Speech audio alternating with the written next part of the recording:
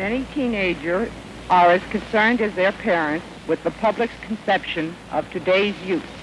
This group is our ideal of the proper school attire and social behaviors of the Hicksville Junior High student. You're watching an educational film, 1957, teaching students what to wear in school. I'm David Hoffman, filmmaker, and I was raised in East Meadow, Levittown, and I was a sophomore in high school in 1957, and that film was made in Hicksville, Long Island, the next town over. So I thought it would be fun, fascinating, provocative to look at the dress codes at that time. Why do I find that so interesting? In part because people at that time, the leadership, felt that if you controlled the dress, if you controlled the look, you could control us, the teenagers, the baby boomer teenagers. Well, let's look at what happened. First of all, why did they, the older people, the parents, the school leaders, the church leaders, think that they needed to control us? Well, that's a question we're going to put aside for now, but it really interests me. And did it work? Did the dress codes work? Well, first of all, I thought we'd look at clothing. Look at what was going on at that time. Look at us baby boomers as teenagers in 1957. Girls were wearing crinolines. They wore Peter Pan tops. They wore penny loafers. I couldn't afford penny loafers, but I remember kids having penny loafers, and they took out the pennies and they put quarters, because we had money back then. They put quarters in their shoes. Girls had these pop-up bead necklaces. Let me just tell you, the girl would come up to you and she would go, and just that sound, and she was popping the necklace, very exciting. Girls wore these thick belts that accentuated their waists. And if you had a girlfriend, she would wear your ring, or she would be pinned. And there were pins on the left side and pins on the right side. One said virgin, one said not. I can't remember which was which, maybe you can. And lastly, girls wore these tight sweaters. That was permissible even in school, as long as they weren't too tight. They were unbelievably exciting at the time to teenage boys like me. Now, what do boys wear? Boys wore their father's clothing. It's the same. A suit jacket, a shirt, short hair. Now, us teenagers were able to buy all that stuff because we had money. All kinds of summer jobs, allowances from our parents, particularly the new middle class. We had money, and what were we buying? Records and clothes. Now, music separated us from our parents and from the school, but so did clothing. Clothing, you could either be part of a group by wearing the same clothes they wore, a lot of girls did that, or you could wear individual clothes, your own individual style, that kind of stated who you were. Kind of like having a car, which was your car, said who you were. Having clothing said who you were. School didn't like that. Now, let me just say before I go on, I was no fashion statement. I did not wear clothing to make a statement about myself. In fact, I used clothing to try to become anonymous. I wore exactly what everybody else wore, trying not to stand out. And before I talk about how they restricted clothing, I just want to say one more thing about girls' clothing. They were pedal pushers. I mean, they were so sexy. You could only wear those on the weekend. You could not wear pedal pushers to school. So now I like to look at the school rules. There were a lot of them. Okay. Hemline length. You had to be below the knee. Now, in Catholic schools, they really measured this when you came to school. How do I know that? Because I had a Catholic girlfriend, and she would have these pins on her skirt where when she came out of school, she pinned up her hemline above her knee. And when she went to school, she pinned her hemline below her knee. Hairstyles. There was a proper hairstyle, and there was a not proper hairstyle. And length. Don't cut your hair too short. It has to flow down if you're a girl. Cut your hair short if you're a guy. Nothing longer. That wasn't even in our thinking. No dungarees. Now, dungarees were a big style at the time, in part because Marilyn Monroe wore them. And when Marilyn wore dungarees, a lot of girls said, wow, I'm wearing dungarees. Dungarees, no in school. And of course, no leather jacket. Leather jacket meant troublemaker, juvenile delinquent. No leather jackets. Now, what happened if you didn't follow these rules? Well, first, you got disciplined. You got sent to the principal's office, and you had to sit in the principal's office and say you weren't going to dress like that again. 2, you kind of got publicly humiliated. The school shamed you for wearing those clothes. Of course, other kids loved it. And worst of all, call your parents. We're going to call your parents. We're going to tell them what you wore to school. And here's what the school officials said about dress code, why they did it. This is what they said. 1, it improved learning. I guess kids didn't concentrate on each other as much, was their thinking. It enhanced safety for girls. 3, less focus on our looks, as though teenagers are not going to focus on their looks if they're wearing these clothes. Boy, was that not true. And if you think about it, like we thought about it, the parents and the teachers were becoming disciplinarians. They were going to be disciplinarians. Why did parents want the teachers to become disciplinarians? Mostly because the parents could not control us. The parents put so many restrictions on kids that it just wasn't working. So they said to the school, you put restrictions on kids, and I'm going to show you a bit of an educational film where the teacher is, first of all, a disciplinarian.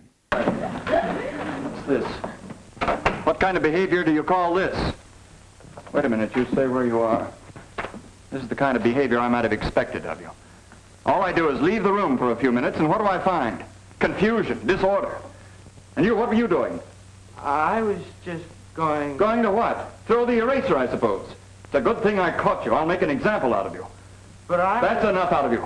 Leave this room and report to the principal's office immediately. 2 detentions. 3 detentions. Boy, is that not working. Not helping education, not letting kids kind of express themselves, and trying to use clothing as a disciplinary tool. Now, the idea of clothing and style and discipline is not new. In the 1920s, corsets were a requirement for girls and hats for boys. In the 1930s, they allowed knee socks instead of stockings. In the 1940s, everybody had to wear Mary Jane shoes, and for boys, it was jackets and sweaters. In the 1950s, girls had to have high necklines. No showing anything here. Of course, by the end of the 1960s, this dress code thing was collapsing. And I think a student took a case to the Supreme Court about wearing an armband. Armbands were making a statement against the Vietnam War, black armbands. And the student won. So for me, looking at this is a lot of fun, and I hope it is for you as well. But there's a real message here, because some of you, my commentators, my subscribers, talk about how wonderful the 1950s was, that we should go back to the 1950s. And I just want to say it didn't work. It never works. The idea of trying to control students' dress. Now, I think it's gone too far, maybe. My opinion, I'm not sure about that. But I know there's a good case to be made. But the idea that you would control hairstyle, hair length, dress style, really didn't adjust teenagers. The girls and boys who did it said that they had less sex when they did these surveys. They didn't. Later surveys showed. In fact, their behavior was the same, but they tried to fit in and follow school rules where other kids, the rebels, didn't. I wasn't a rebel in terms of clothing, but I supported those who were. I hope you've enjoyed this look at dress code. I'm going to run this again and another film also at the end of this for those of you to see just what was Hicksville High School in 1957 saying students should do, and clearly students didn't. Many teenagers are as concerned as their parents with the public's conception of today's youth. These students are portraying what we consider bad taste in school attire and behavior. This student is wearing an ankle bracelet, dungarees, and dropped earrings. This student is wearing an extremely tight skirt and tight sweater. Open shirt, black jacket, dungarees are mentioned in the code as not proper school attire. This group is our ideal of the proper school attire and social behaviors of the Hicksville Junior High students. The vast majority of behavior problems in the classroom involve minor breaches of discipline.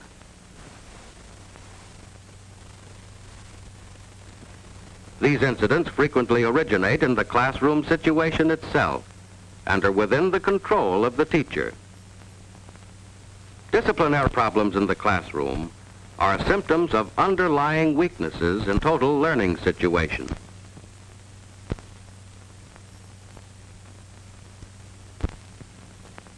Mr. Grimes, mathematics teacher, is displeased with the progress of his 9th grade class in mathematics. You see what low grade you made on your weekly mathematics test? More than half of you failed. Most of those who passed just got by. Nobody had 100%. This is the poorest class I've had in a long, long time. Most of you have no foundation at all. Now, the trouble's with your attitude. You don't pay enough attention in class. You don't do enough work outside of it. You don't know what the word study means. You haven't the slightest idea. Don't you realize that mathematics is an important subject? I tell you right now that unless you get over your lazy habits and come up to the standards I've set for this class, many of you will have the pleasure of repeating this course next semester. Well, what is it? A note from Dr. Williams.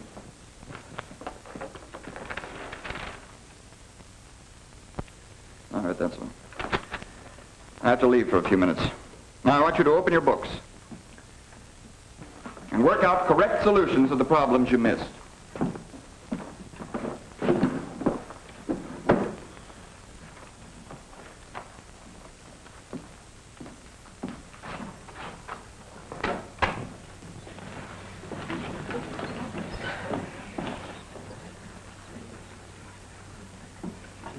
I can't make any sense out of this. I might as well quit. Gee, he never even took up this third problem. It's a jib. He's got me scared to death. I'll just never pass this course. What's the use of taking this stuff anyway? I'm afraid to take my paper home. He's just a sourpuss. The trouble is, you don't know what the word study means. You haven't the slightest idea. Oh, What's this? What kind of behavior do you call this? Wait a minute, you stay where you are. This is the kind of behavior I might have expected of you. All I do is leave the room for a few minutes, and what do I find? Confusion, disorder. And you, what were you doing? I was just going... Going to what? Throw the eraser, I suppose. It's a good thing I caught you. I'll make an example out of you. But I... That's enough out of you. Leave this room and report to the principal's office immediately. Well, hurry up. Don't take all day.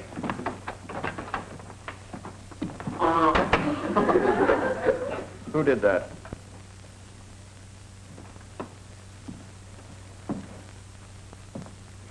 All right, since you think it's so funny, the whole class can stay in for 45 minutes this afternoon. Then you'll see how funny it is. Remember, the whole class is to report back here at 4 o'clock. Where were we? I can't come. I got a newspaper out to do. I got football practice. He can go fly a kite. I have a piano lesson. I can't miss it. I think he's horrible. Stop that whispering.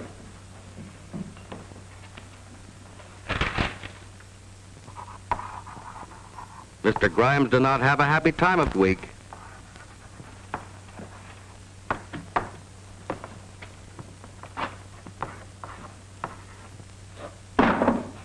Who dropped that book?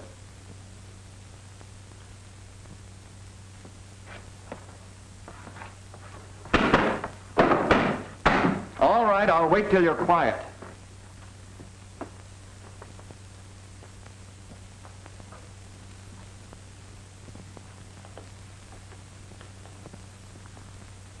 Many of you failed to hand in your homework yesterday. Now, you know that... What is this?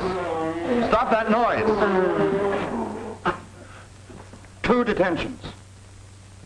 3 detentions. Leave this room and don't come back until you're ready to apologize to me.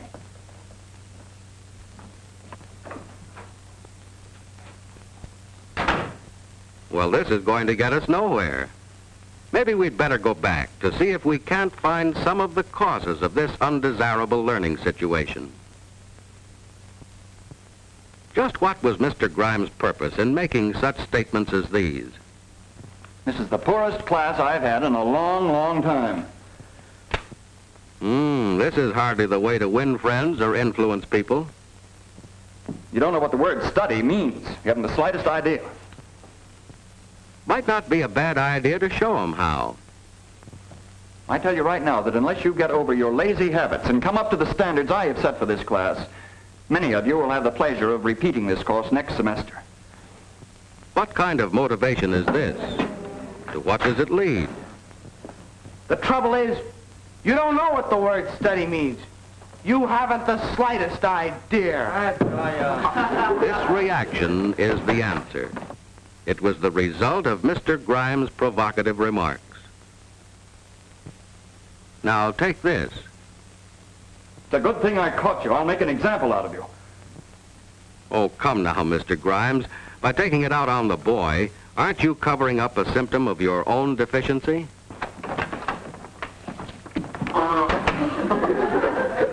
Who did that? Yes, who did? Some boy, probably. But the chances are it summarizes the feelings of the group. There is an unwritten code covering such situations. Why try to buck it? All right, since you think it's so funny, the whole class can stay in for 45 minutes this afternoon. Mass punishment is a dangerous weapon and doesn't work too well. 2 detentions. 3 detentions. Leave this room and don't come back until you're ready to apologize to me. It's a long way to the end of the term. When will this end? Thus, what should have developed into a sequence of pleasant and valuable learning experiences had deteriorated into a series of disagreeable and injurious personal tensions. This is all wrong. Need any of these incidents have occurred at all? Suppose Mr. Grimes had tried another approach. Most of you are disappointed in the low grades you made on this test. So am I. Nearly all of you had trouble with that last problem on ratio.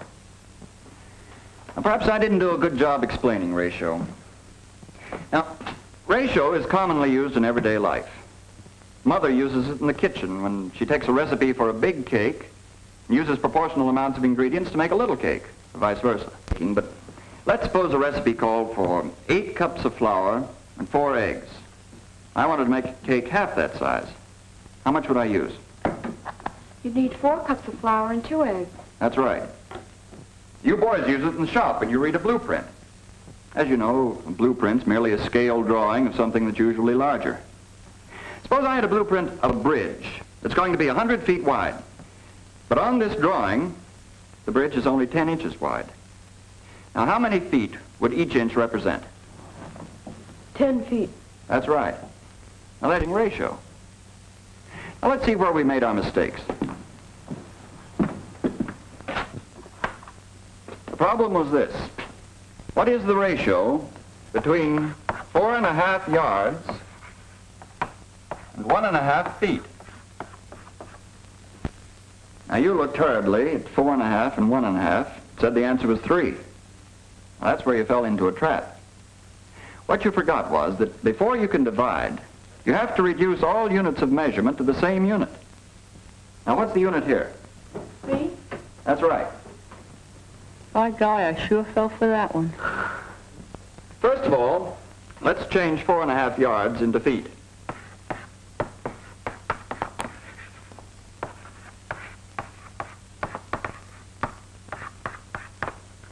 That gives us 13.5 feet.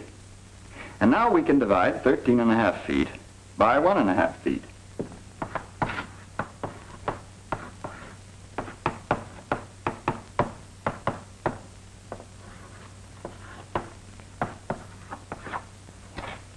The right answer is 9.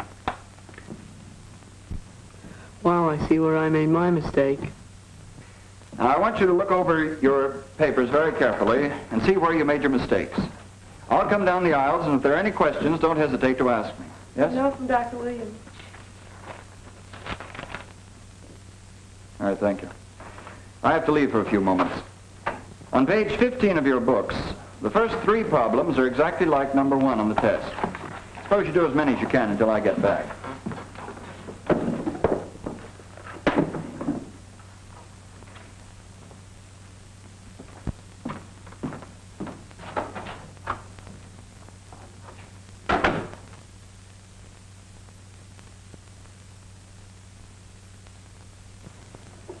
I get the idea now. I sure messed up my test paper.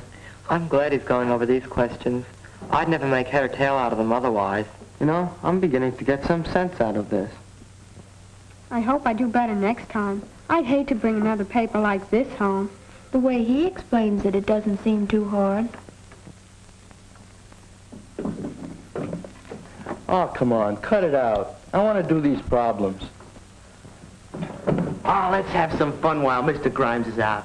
Who wants to do these old problems anyway?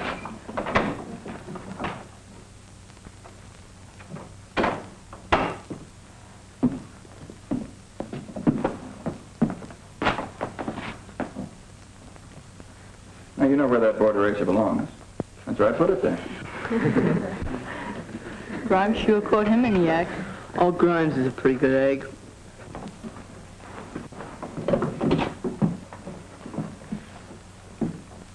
That's more like it. Now you're getting it. Let's see if you can do the next one. Classroom control and learning efficiency are products of good teaching. Learning must be made meaningful. Interest in work for which learners see a purpose provides its own discipline. But in spite of interest and meaning, it must be remembered that some incidents will occur. Skill in handling such occurrences prevent their growth into problems. Oh, that's a pretty good catch. For a moment, I thought you'd miss. I'm sorry, but I owed him the apple. Well, I guess a fellow's expected to pay his debts. I'd suggest, though, in the future, you do your baseball practicing outside of class. A friendly attitude with a sprinkling of humor goes a long way toward winning the regard and cooperation of the class. For respect is a more desirable molder of behavior than fear.